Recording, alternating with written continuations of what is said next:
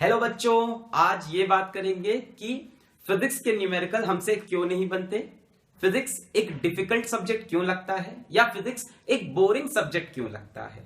सबसे पहली लाइन जिससे वीडियो में स्टार्ट करूंगा, अगर आपको फिजिक्स बोरिंग लगता है तो आपका फिजिक्स का टीचर बोरिंग है।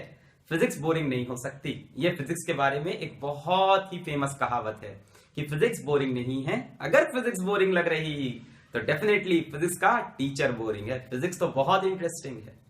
मुझे इतने अच्छे से न्यूमेरिकल सॉल्व करना या इतने अच्छे से कंसेप्ट समझना नहीं आता था। मैं भी आप जैसा था, मुझे भी प्रॉब्लम होती थी, वही गलतियां मैं भी करता था जो आप करते हो, और मुझे भी लगता था फिजिक्स बहुत ही डिफिकल्ट सब्जेक्ट है। कई बार ऐसा होता है कि 3-4 न्यूमेरिकल बन जाते हैं, हम खुश हो जाते हैं और एग्जाम में जाके मेन न्यूमेरिकल नहीं बनता। तो क्या क्या गलतियां करते हैं और कैसे फिजिक्स के न्यूमेरिकल्स पार्ट को हम स्ट्रॉन्ग कर लें। थ्योरी तो हम पढ़ लेते हैं, मजा आ जाता है, न्यूमेरिकल को कैसे स्ट्रॉन्ग कर लें, वीडियो लास्ट तक देखिए। हम आपको स्टेप बाय स्टेप बताएंगे। अपना एक्सपीरियंस है पूरा का पूरा, हम आपके सामने आज पूरा शेयर कर देंगे। मतलब अपना सीक्रेट जिससे हमने फिजिक्स सीखी वो हम आपको देंगे, ठीक है। और ये प्रोसेस आप लगाएंगे तो ग्रेजुअली 10th 11th 12th करते करते करते आप बहुत स्ट्रॉन्ग बन जाओगे फिजिक्स में। एक दिन आप भी फिजिक्स किसी को पढ़ाने लायक हो जाओगे। सबसे पहला स्टेप है फॉर्मूला याद करना। मेरा यही तरीका है, कंसेप्ट नहीं, पहले फॉर्मूला याद कर लो और फॉर्मूले में हर टर्म की क्या मीनिंग है ये समझ लो, ठीक है। जैसे F is equals to ma है तो F फोर्स है, m मास है, a एक्सक्लेरेशन है। इस तरह से हर टर्म की मीनिंग समझ लो, फॉर्मूला लिख लो और याद कर लो। जैसे S is equals to ut plus half at square, या कोई भी फॉर्मूला हो सकता है, whether it is of 10th 11th और 12th के फॉर्मूले भी हो सकते हैं। Potential energy of two charges हो सकता है 1/4 pi epsilon not Q1 Q2 by R, ठीक है। तो हर टर्म की मीनिंग की एप्सिलॉन नॉट क्या है, Q1 क्या है, Q2 क्या है, R क्या है। सबसे पहले ये स्टेप है फॉर्मूले को लिखना और फॉर्मूले को समझना। अब तुरंत फॉर्मूला पढ़ के बच्चे क्या करते हैं, क्वेश्चन पे जंप करते हैं। मैं भी करता था और ये बहुत बड़ी मिस्टेक है, ये नहीं करना। फॉर्मूले के बाद स्टेप 2 है कंसेप्ट। अब मैक्सिमम जो ट्रेडिशनल टीचर होते हैं वो बोलेंगे कि पहले कंसेप्ट करो तब फॉर्मूला। नहीं, ये बोरिंग हो जाता है। पहले फॉर्मूला पढ़ लो, आपको ऊपर ऊपर से आइडिया तो मिल गया। जैसे हम मूवी देखने जाते हैं तो पहले पता कर लेते हैं उसमें हीरो कौन है, विलेन कौन है, हीरोइन कौन है, थोड़ा बहुत प्लॉट पता कर लेते हैं, तब मूवी देखने जाते हैं। ऐसे थोड़ी ना जाके बैठ गए अच्छा इसमें ये हीरो है, ऐसे नहीं करते। तो पहले जान लो उसके अंदर हीरो हीरोइन सब कौन है, फॉर्मूला पहले पकड़ लो अच्छे से, ठीक है।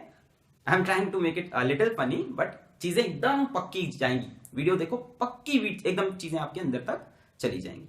फॉर्मूला पकड़ने के बाद आओ कंसेप्ट पे और एक जनरल रीडिंग करो कंसेप्ट की। बहुत समय मत दो, एक जनरल रीडिंग, हल्का सा कंसेप्ट समझ लो।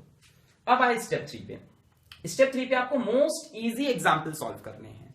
एग्जाम्पल दिए होते हैं ना, बुक्स में दिए होते हैं कि नहीं, कि इजी न्यूमेरिकल्स जो दिए होते हैं कि सॉल्व एग्जाम्पल, पहले उनको सॉल्व करो। कैसे करना, जहां पे सोल्यूशन है उसके ऊपर हाथ रख लिया या बुक रख ली और ट्राई किया। जब बहुत देर बाद नहीं आया तब सोल्यूशन देखा।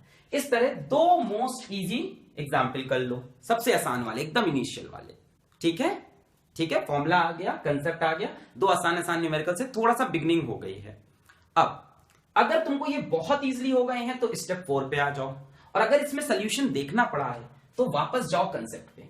फॉर्मूला तो आ ही गया है, वापस जाओ कंसेप्ट पे, फिर से पढ़ो। अब इस स्टेप पे क्या करना कि बुक से तुम्हें कंसेप्ट अगर नहीं समझ में आया तो शर्माओ नहीं। जो भी तुम्हारा टीचर है, जहां भी आप कोचिंग जाते हो, जहां जिसको फीस दिया है, स्कूल में टीचर है, यूट्यूब आपके पास एक ओपन सोर्स मिल गया है आपकी जनरेशन को, तो उस चीज को सर्च करके पढ़ो, कंसेप्ट को, न्यूमेरिकल को नहीं, कंसेप्ट को। इससे आपके पास मोर कंसेप्ट आएंगे और इस बार देखना लाइट और तेज जलेगी और समझ में आएगा। अब जब आपके पास मोर कंसेप्ट आ गए, इसके बाद एक छोटा सा ब्रेक ले लो। एक छोटा सा ब्रेक, 2 मिनट का, 3 मिनट का, 5 मिनट का, लोगों से बातें करो। इसमें क्या होता है, दिमाग का प्रोसेसिंग टाइम है, नई इंफॉर्मेशन गई है, वो अंदर जाके स्टोर हो रही है, ठीक है। इतनी ढेर सारी नई चीजें आ गई। अब आपके पास कंसेप्ट अच्छा हो गया। अब स्टेप 4 बहुत क्रूशियल है, बहुत क्रूशियल। अब मोस्ट डिफिकल्ट एग्जाम्पल लो। ट्रेडिशनल तरीका क्या होता है, इजी डिफिकल्ट डिफिकल्ट, ऐसे नहीं, सबसे इजी करा, कंसेप्ट 2 बार पढ़ चुके हैं, अब आ जाओ मोस्ट डिफिकल्ट एग्जाम्पल पे। जैसे मान लो एक्सरसाइज में 20 क्वेश्चंस हैं तो 18 19 20 अब सॉल्व कर दो। ये कैसी बात हुई, फायदा होगा, अभी समझ में आएगा। अब मोस्ट डिफिकल्ट एग्जाम्पल में ये आपका बिहेवियर होना चाहिए, अटैक अटैक। देखो मेरे पास भी कई बार ऐसे न्यूमेरिकल आते हैं जो मुझे लगता है शायद मुझसे नहीं बने। आपसे मैं एकदम सच्चे दिल से एकदम बात कर रहा हूं। बिल्कुल ऐसा थोड़ी ना है कि मुझे सब आता है। मेरे पास भी बच्चे कोचिंग्स में न्यूमेरिकल लेके आते हैं, मुझे लगता है यार ये क्या चीज है, पर मैं डरता नहीं, मैं हमेशा अटैक करता हूं। तो आप भी हमेशा न्यूमेरिकल पे अटैक करो। मैं अपने स्टूडेंट्स को भी कहता हूं, डिफेंड नहीं करो कि ये कैसे होगा, अटैक, जैसे हालाओ मैं कर दूंगा, कॉन्फिडेंस। इससे दिमाग के अंदर एक पावर आ जाती है कि हाँ ये तो हो जाएगा। आप पहले ही डर जाओगे, सोचोगे क्या है कैसे। तो अटैक की लॉजिक हो मोस्ट डिफिकल्ट एग्जांपल्स पे, मोस्ट डिफिकल्ट एग्जांपल पे। नहीं आया तो सोल्यूशन देखा और फिर चले गए कंसेप्ट के ऊपर तीसरी बार। कितना इंपॉर्टेंस है कंसेप्ट का, यही समझा रहे हैं। आपके टीचर्स हमेशा बोलते हैं, see if your concepts are not clear, your numericals will not be easy, you will not be able to solve the numericals if your concepts are poor। आप लोग के concepts खराब है।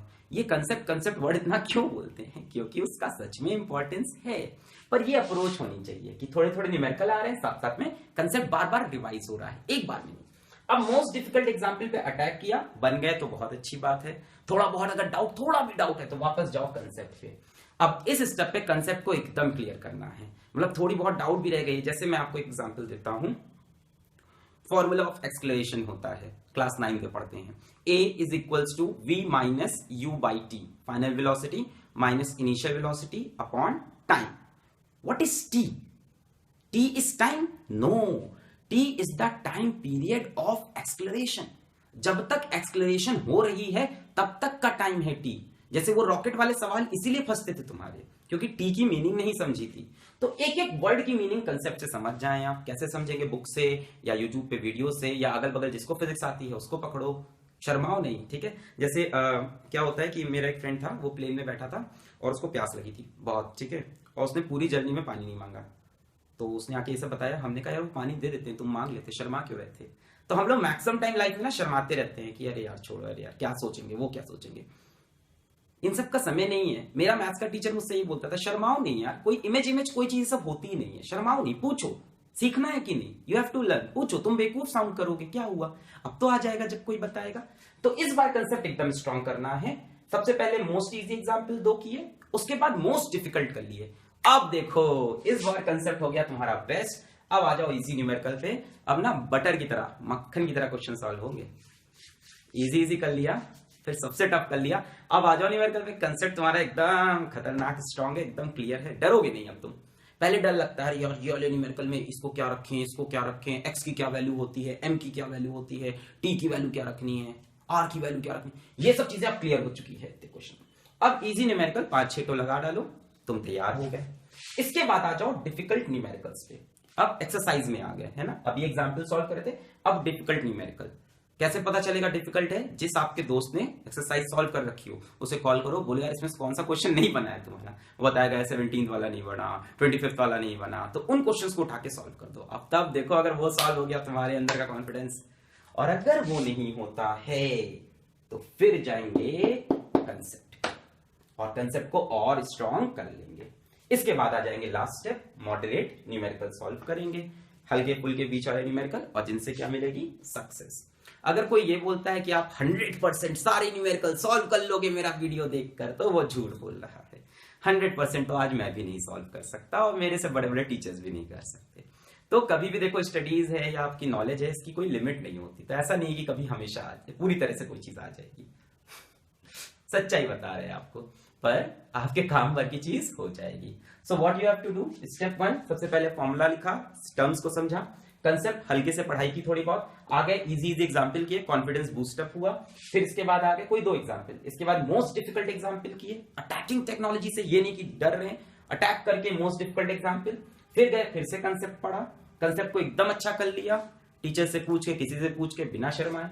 फिर आ गए इजी न्यूमेरिकल्स किए, जितने भी न्यूमेरिकल्स मिल रहे हैं एक्सरसाइज में, और फिर आ गए डिफिकल्ट न्यूमेरिकल्स पे, और उसके बाद मॉडरेट। मेरा तरीका यही है, पहले इजी, फिर मोस्ट डिफिकल्ट, तब मॉडरेट। इससे क्या होता है ना, जब तुम मोस्ट डिफिकल्ट कर लेते हो ना, तुमको बीच वाले क्वेश्चंस बहुत इजी लगते हैं। एग्जांपल दें, ओके, सपोज कर लो तुम क्लास 7th में हो, ठीक है, और तुमको क्लास 7 का कोई टॉपिक बहुत बहुत मतलब तुमको लग रहा है कितना कॉम्प्लेक्स है, तो समझ में नहीं आ रहा है कैसे होगा। और मान लो जब तुम क्लास 9th में आते हो, तब तुम्हें लगता है यार 8th क्लास की चीजें, 7th क्लास की चीजें कितनी ईजी थी, क्योंकि आप ज्यादा डिफिकल्ट चीज से लड़ चुके हो, ज्यादा बड़ी चीज से अटैक और लड़ाई या जूझ चुके हो, तो आपको छोटी चीजें इजी लगने लगती है। लाइफ में देखो कि हमारे पास जब छोटी प्रॉब्लम्स होती है हम उससे डरते रहते हैं, बड़ी प्रॉब्लम है उससे भी डरते हैं, पर एक बार बड़ी प्रॉब्लम से लड़ लो तो छोटी प्रॉब्लम्स लगती है, अरे यार ये कर लिया, ये सब क्या है, मैंने तो वो क्वेश्चंस कर लिए जो बाकियों के नहीं हो रहे थे। इससे कॉन्फिडेंस बूस्ट अप होता है और कंसेप्ट एक बार में सबसे स्ट्रांग हो जाते हैं। तो ये कुछ एक बेसिक टिप्स थी। बाकी यार सबसे मेन चीज जिंदगी में मेहनत है, उसके सिवा और कुछ नहीं है। Hard work is the key of success, इसके बिना तो कुछ हो ही नहीं सकता।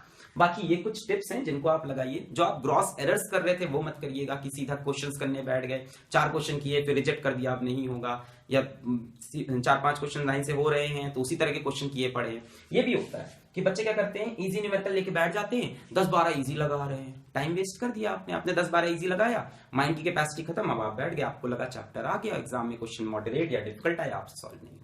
तो 2 इजी लगाओ, फिर उसके बाद मोस्ट डिफिकल्ट लगाओ, फिर इजी न्यूमेरिकल्स लगाओ, फिर डिफिकल्ट और लास्ट में मॉडरेट न्यूमेरिकल्स, और इसके बाद अपने बोर्ड में आए हुए सवाल कर लो। ये मेरी टिप्स थी फिजिक्स के किसी भी न्यूमेरिकल को सॉल्व करने के लिए।